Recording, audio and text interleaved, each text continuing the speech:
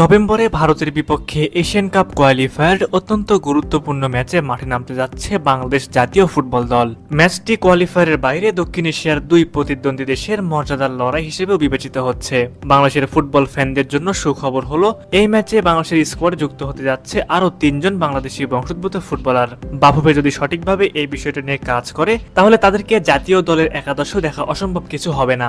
আমরা যদি জোর দিয়ে বলি তাহলে বলতে হয় যে এই 3 জন ফুটবলারকে অবশ্যই দরকার, কেননা নিয়মিত একাদশের গুরুত্বপূর্ণ খেলোয়াড় ফাহমিদুল ইসলাম কার্যজনিত কারণে এই ম্যাচে খেলতে পারবেন না, যা ফরওয়ার্ড লাইনের ভারসাম্যের অভাব সৃষ্টি করতে পারে। সেই ঘাটতি পূরণে বিদেশ থেকে আসা 3 জন ফুটবলার হতে পারেন বাংলাদেশের গোপন অস্ত্র।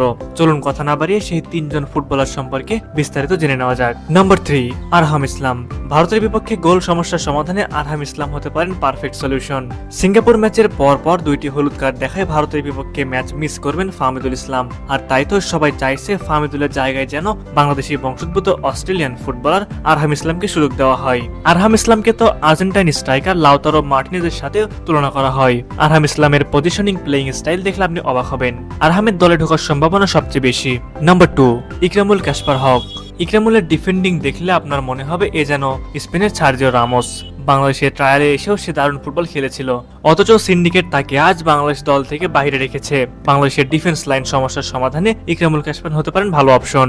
ইকরামুল একজন বাংলাদেশি বংশোদ্ভূত রাশিয়ান ও ইংল্যান্ডের ফুটবলার। তার বাবা বাংলাদেশি এবং মা রাশিয়ান, এবং তিনি বর্তমানে ইংল্যান্ডের একটি লিগে খেলছেন। ভবিষ্যৎ জাতীয় দলেও এমন মানসম্পন্ন ফুটবলার খুব বেশি প্রয়োজন। সবশেষ নাম্বার 1, ট্রেভর ইসলাম।